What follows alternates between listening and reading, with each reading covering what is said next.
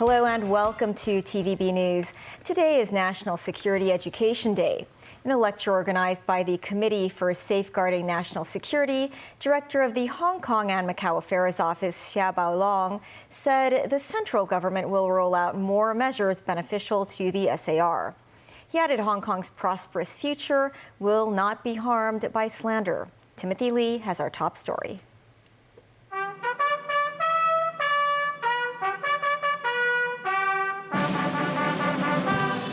The city welcomed the National Security Education Day at an opening ceremony arranged by the government's Committee for Safeguarding National Security. Speaking via video link from Beijing, Director of the Hong Kong and Macau Affairs Office, Xia Baolong, mentioned the passing of legislation on Article 23 of the Basic Law last month and the important role it plays in the one country, two systems principle. 这是一国两制实践进程中 He said Hong Kong has bid farewell to violence and instability and cemented its place in history as a bastion of national security. Xia also dismissed criticisms made by foreign governments that the national security legislation would damage the city's business environment. He stressed the SAR remains as one of the best places in the world for conducting business and fulfilling dreams, adding that slanderous reports will not stop the city from reaching greatness. The director of Hong Kong and Macau Affairs Office also noted the central government will roll out more measures to help the city. But he said the SAR needs to evolve to adapt to changes in market structures and consumption patterns.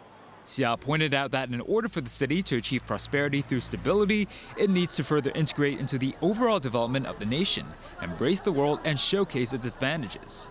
有了国安法律的保护 Meanwhile, Chief Executive John Lee said during a speech at the event that threats to national security still remain and that authorities need to increase awareness. He also stressed that human rights are enshrined in the national security law. This, as Zheng Yanxiong, director of the Liaison Office of the central government in Hong Kong, echoed the city's sentiments and reminded the public to be on guard against foreign vilifications. Timothy Lee, TVB News. As part of today's National Security Education Day celebrations, the city's disciplinary forces jointly organized a flag-raising ceremony at the Hong Kong Police College. The event was officiated by the Chief Secretary for Administration, Eric Chan. Also in attendance were Secretary for Security, Chris Tang, and representatives of various disciplinary forces and central government offices in the city.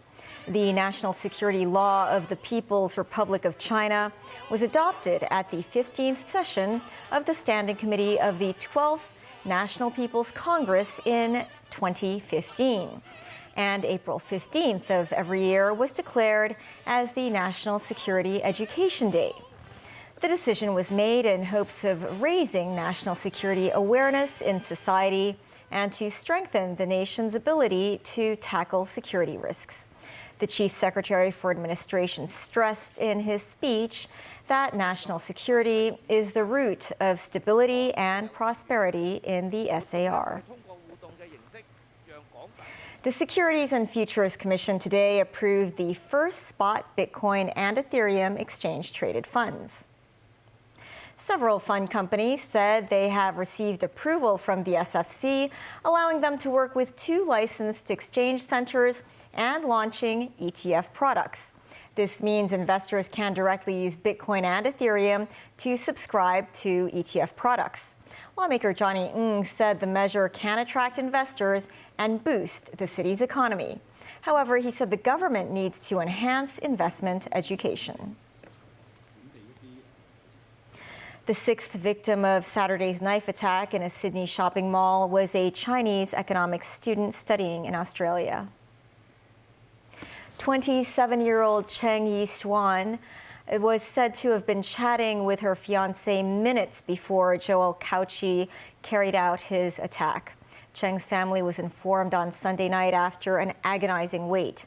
She was from Anhui province and was studying for a master's degree at the University of Sydney. The 9-month-old baby who was injured in the knife attack is no longer in critical condition.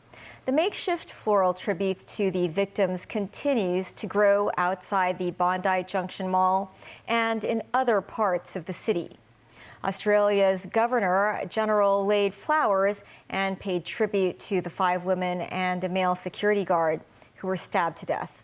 The parents of the attacker have said they're sorry for what their son did and say it is likely he targeted women because of problems with mental health. This is so horrendous that I can't even explain it. You're trying to give you an intelligent conversation. I can't do it because I'm just devastated. I love my son. I made myself a servant to my son when I found out he had a mental illness. I became his servant. I did everything because I love that boy. German Chancellor Olaf Scholz arrived in Shanghai today on the second day of his 3-day visit to China. Scholz arrived in Shanghai from Chongqing, and he visited the Taicang Sino-German Innovation Park. He was accompanied by several ministers and business leaders of major companies such as Siemens, Bayer, Mercedes-Benz, BMW, and Zeiss.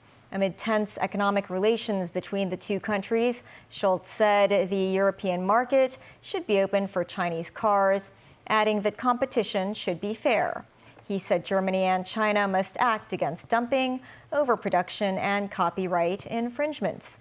China was Germany's top trading partner in 2023 for the 8th straight year, and there are more than 5,000 German companies operating in China. The hush money trial of former U.S. President Donald Trump is set to begin on Monday with jury selection. It's the first criminal trial of a former commander-in-chief and the first of Trump's 4 indictments to go to trial. In the lead-up, Trump has assailed the judge, his daughter, the district attorney, some witnesses, and the allegations, while blaming President Joe Biden as the force behind the trial. Trump has pleaded not guilty to 34 felony counts of falsifying business records as part of an alleged effort to keep stories about his sex life from emerging during his 2016 campaign. The charges center on $130,000 US in payments that Trump's company made to his then lawyer, Michael Cohen. That sum was allegedly paid on Trump's behalf to silence porn actress Stormy Daniels about an alleged affair. The entire world will witness the commencement of the very first Biden trial. They're all Biden trials, you know that, right? And I'm proud to do it for you. Have a good time watching. Have a good time watching. On Monday in New York City, I will be forced to sit fully gagged. I'm not allowed to talk. Can you believe it? They want to take away my constitutional right to talk. I have a crooked judge. This has never happened before, by the way. You do know that, right? The United Nations Secretary General says it is time to step back from the brink. Antonio Guterres warned that people of the Middle East face full-scale conflict if the situation between Israel and Iran is allowed to escalate. Israel and Iran's ambassadors both spoke at a hastily convened UN Security Council meeting where little agreement was reached. David Garrett reports. They are wrong. You are wrong. Tensions on all sides at a UN Security Council emergency session following Iran's attack. Israel's ambassador telling Iran directly they made a mistake.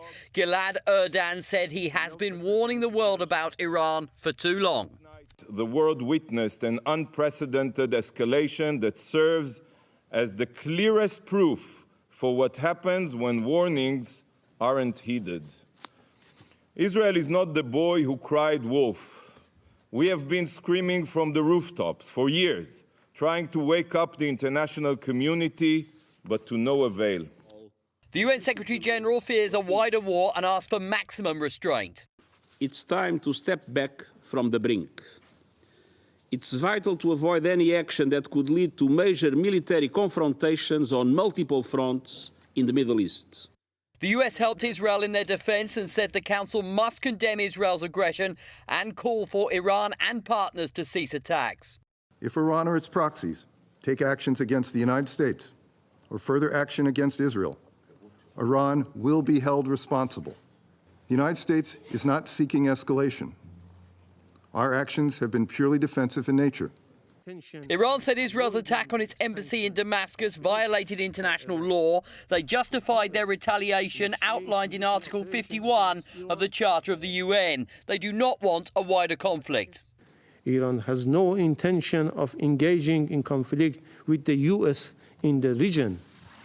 We demonstrated our commitment to peace by exercising our restraint about involving the U.S. Army in intercepting Iranian drones and missiles bound for military targets in the occupied Palestinian territories. Russian Ambassador Vasily Nebenzia said this did not happen in a vacuum, stressing steps undertaken by Iran were in reaction to the disgraceful inaction of the Security Council after the Israeli strike on Damascus.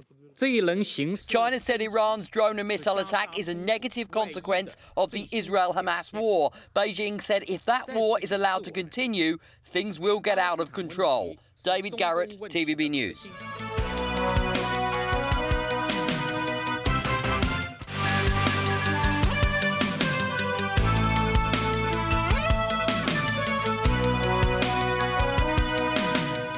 Welcome back. The Consumer Council found that the aggregate average price of supermarket products in 2023 was up by 1.9% over 2022. Mimo Singhai reports. The Consumer Council conducted an annual supermarket price survey by looking at 300 items from PARKnSHOP, Wellcome and Aeon. The survey shows the aggregate average price in 2023 increased by 1.9% over 2022. 35 out of 54 product groups had an aggregate average price increase. Chocolates and sweets saw a 23.7% increase, followed by biscuits with an 11.7% rise. The price of eggs also went up by 10.6%. Due to different global events and also climate change, the cost of different raw ingredients and also the supply is highly affected. Chocolates, have recorded, quite a substantial increase because of cocoa and also the bird flu in overseas, in Japan and US, etc. Also jack up, the price for eggs in Hong Kong. PARKnSHOP responded to the council by saying it will continue offering discounts to residents.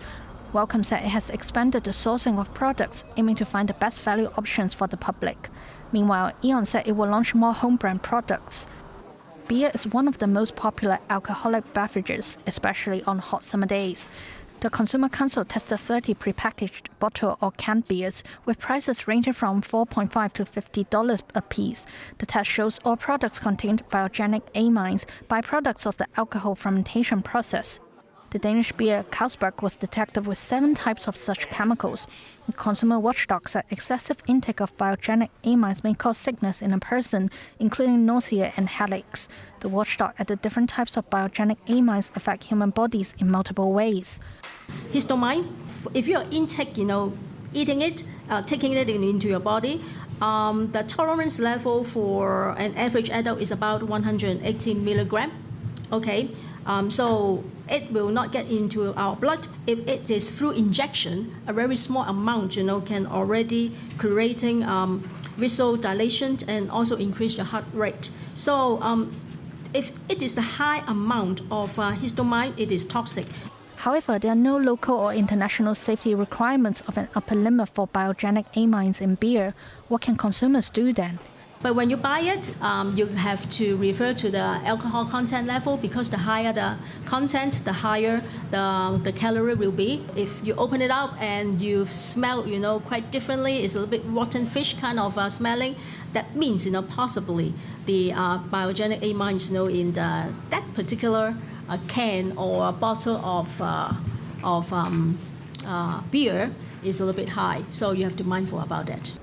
The council reminds consumers to store beer at an appropriate temperature between 5 and 10 degrees Celsius to avoid spoiling the products. Mimo Singhai, TVB News. The Communications Authority has granted approval for the restructuring of Channel 82 under Television Broadcasts Limited, which has been renamed as TVB Plus. Programs available on the channel include themes of finance, sports, and Mark VI. The change is set to take place on the 22nd of this month. The Communications Authority noted TVB will continue to provide viewers with 5 television channels free of charge. Authorities have also approved the inclusion of the Phoenix Hong Kong channel on TVB's Channel 85. The Professional Achievement Award at this year's Hong Kong Film Festival Awards went to Tong Ping. Our Jackie Lynn spoke with a seasoned film costume assistant who shared her experience and hopes for Hong Kong's film industry after working behind the silver screen for nearly half a century. Thread by thread, Tong Ping has weaved her passion and commitment into Hong Kong films with every stitch. As the winner of the Professional Achievement Award at the 2024 Hong Kong Film Awards, Auntie Ping worked in the textile industry before being invited by her friend to become a film costume assistant at 27 years old. From then on, that has been her lifelong career spanning 4 decades, having a hand in more than 400 Hong Kong movies.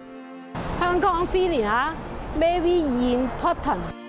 Auntie Ping said her role is all the more important in action films with gunfights and scenes of explosions, as her quick fixes on rips, tears, and loose seams can save time and production costs of more than $10,000 a day. In the heyday of Hong Kong cinema during the 80s and 90s, she played a part in 18 films annually, but in recent years, only 1 movie every year. 希望電影會再次蓬勃返。 Auntie Ping says she has stayed in movies even as many of her colleagues in various roles left the industry, and she hopes Hong Kong films can regain their former glory and let the world know more about her city's cultural and cinematic talent. Veteran film art director Irving Cheung, who has known Auntie Ping for 20 years, hopes more people can learn from her dedication and spirit. When we're shooting action films, and there's always accidents happen, she's very calm but fast. It's like, let me do it, I can do that, I can handle that for you. So when she's around, I always feel really like stable and really safe. And also there's a lot of actors, they trust her really well. So when she's on set, everyone's happy. Auntie Ping is already past 70 years old this year, but she doesn't plan to retire and hopes to continue contributing to Hong Kong's film industry until she really can no longer sew and stitch. Jackie Lynn, TVB News. That's the news. Thanks for watching. Pearl Magazine is up shortly. Bye for now.